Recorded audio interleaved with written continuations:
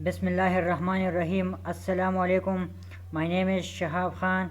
आज की online class में हम पढ़ेंगे ग्रेड 9 केमिस्ट्री से टॉपिक एटॉमिक मास।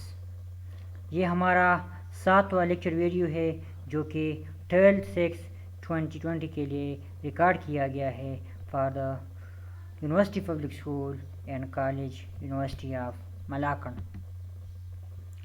चलिए स्टार्ट करते हैं अपना topic atomic mass. The number of proton and neutron in atom is called their atomic mass. किसी एटम में मौजूद प्रोटॉन और न्यूट्रॉन की तादाद को हम इसका एटॉमिक मास कहते हैं। यानी जितने प्रोटॉन और न्यूट्रॉन है इसकी तादाद की समेशन को, इसकी तादाद की हासिल जमा को हम कहेंगे कि ये एटॉमिक मास है। और इसको डिनोट करते हैं हम सिंबल ए से।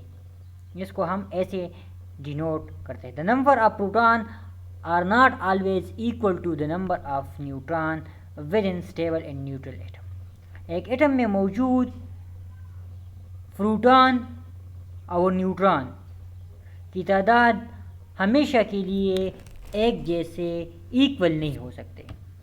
जैसे कि हमने लेक्चर 6 में पढ़ा था कि हाइड्रोजन में एक इलेक्ट्रॉन एक प्रोटॉन हो सकता है, इसमें एक इलेक्ट्रॉन, और यहाँ पर हमने 2 लिखा हुआ था। यहाँ पर हाइड्रोजन ने हमने एक इलेक्ट्रॉन एक प्रोटॉन और हमने यहाँ पर 3 लिखा हुआ था।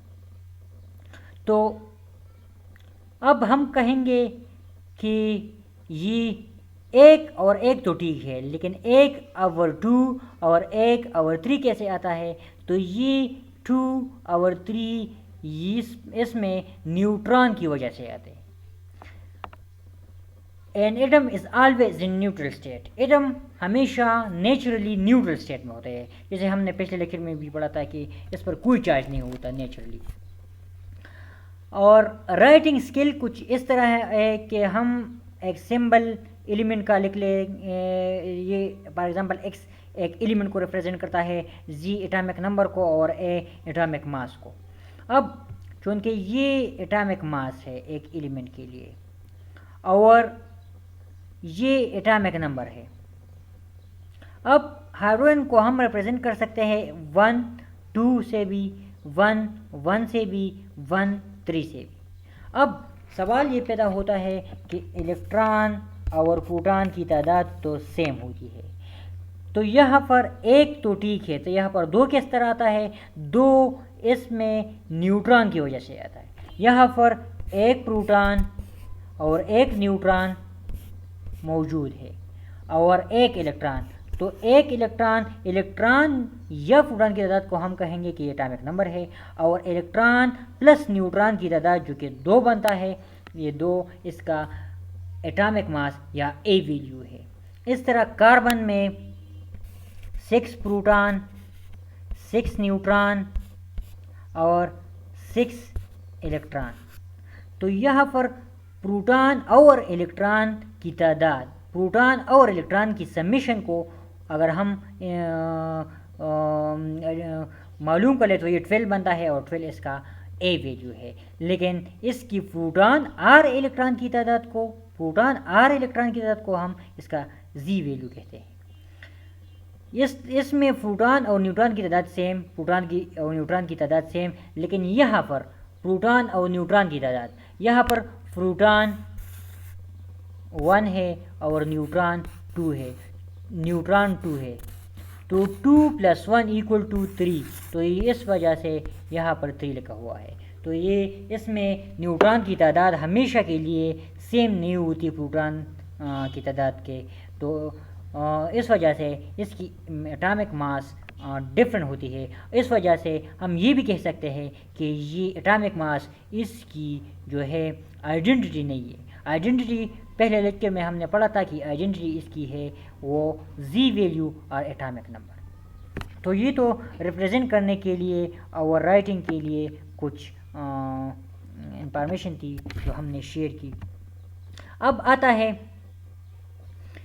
एक्सप्लेनेशन में कि हाँ इसकी न्यूट्रॉन और प्रोटॉन की तादाद इसके न्यूक्लियस में कितने हैं। जैसे कि आप देख रहे हैं कि आहिस्ता आहिस्ता एलिमेंट्स की जो एटम्स है वो बन रहे हैं, प्रोटॉन और न्यूट्रॉन। यहाँ पर न्यूक्लियस न्यूट्रॉन और प्रोटॉन न्यूक्लियस में, जबकि इलेक्ट्रॉन बाहर शेलोज में आते हैं और वहाँ पर स्टेबल हालत में मुक़य्यम होते हैं।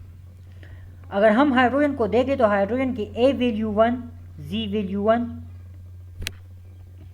ए वैल्यू 1, जी वैल्यू 1, नो न्यूट्रॉन तो प्रोटॉन 1, ए 1, इलेक्ट्रॉन 1, जी 1। यहाँ पर प्रोटॉन भी है और एक न्यूट्रॉन भी है, तो प्रोटॉन और न्यूट्रॉन की समेशन अगर हम इनको काउंट कर ले तो ये 12 बनता है।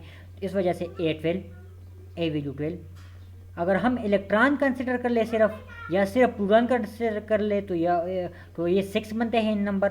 तो इस वजह से इसकी जी वैल्यू 6। इस तरह अगर हम कंसिडर कर ले ऑक्सीजन का एटम, तो ऑक्सीजन के एटम के अंदर, न्यूक्लियस के अंदर जो न्यूक्लियन की तादाद है, जो कि प्रोटॉन और न्यूट्रॉन की तादाद है, वो 16 है। इस वजह से इसकी ए वैल्यू 16 है। अगर इसको हम इलेक्ट्रॉन काउंट कर ले तो इसकी तादाद 8 है, और प्रोटॉन की तादाद काउंट कर ले तो वो भी 8 है। तो प्रोटॉन और इलेक्ट्रॉन की तादाद को हम कहेंगे जी वैल्यू, जबकि प्रोटॉन प्लस न्यूट्रॉन को हम कहेंगे ए वैल्यू, जो कि न्यूक्लियस के अंदर मौजूद होता है। ये ए वैल्यू और जी वैल्यू हम इस तरह मालूम करेंगे। अब calculation related to proton neutron, एक एटम में प्रोटॉन और न्यूट्रॉन की कैलकुलेशन हम किस तरह कर सकते हैं। जिस तरह हमने जाना कि प्रोटॉन और न्यूट्रॉन की तादाद को हम कहते हैं कि ये इसकी एटॉमिक मास है। तो atomic mass equal to proton plus neutron. इस तरह अगर हम प्रोटॉन की तादाद को जी से भी रिप्रेजेंट कर सकते हैं। फॉर एग्ज़ाम्पल अगर हम कह लें कि A equal to P plus N, proton plus neutron को हम एटॉमिक मास कह सकते हैं।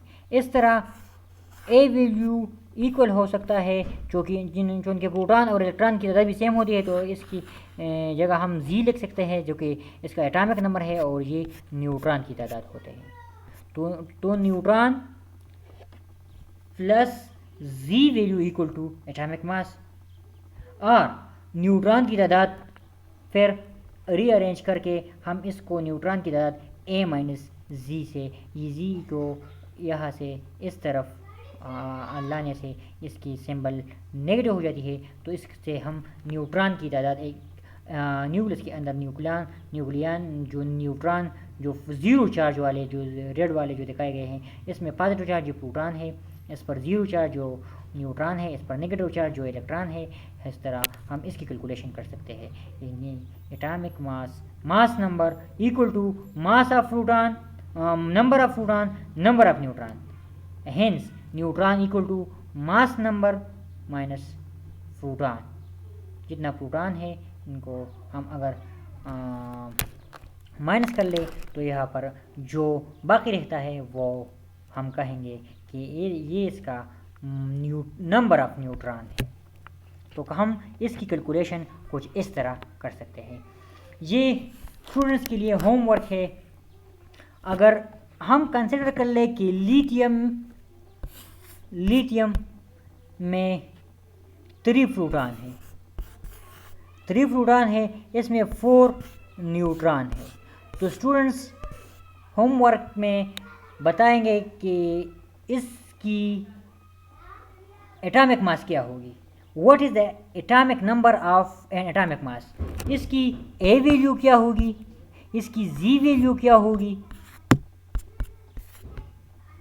How many electron does it have, इसमें इलेक्ट्रॉन कितने हैं, the atomic number of iron is 26 and atomic mass is 56। इस तरह आयरन जो कि हम Fe से रिप्रेजेंट करते हैं, इसकी एटॉमिक नंबर 26 और एटॉमिक मास 56 है।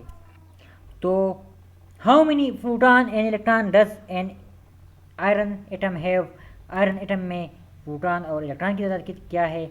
हाउ मेनी न्यूट्रॉन, इसमें न्यूट्रॉन की तादाद क्या है? Do you have any element have no neutron in its atom? एक ऐसा एटम भी मौजूद है जो कि हमने पहले लेक्चर और इस लेक्चर में भी पढ़ा है कि इसमें न्यूट्रॉन हो भी सकते हैं और नहीं भी हो सकते। तो वो एटम जो भी है आपने SMS में या पर्सनली या ग्रुप में आपने सेंड करना है कि वो एटम कौन सा है जिसमें न्यूट्रॉन नहीं हो सकता, हो भी सकता है और नहीं भी हो सकता।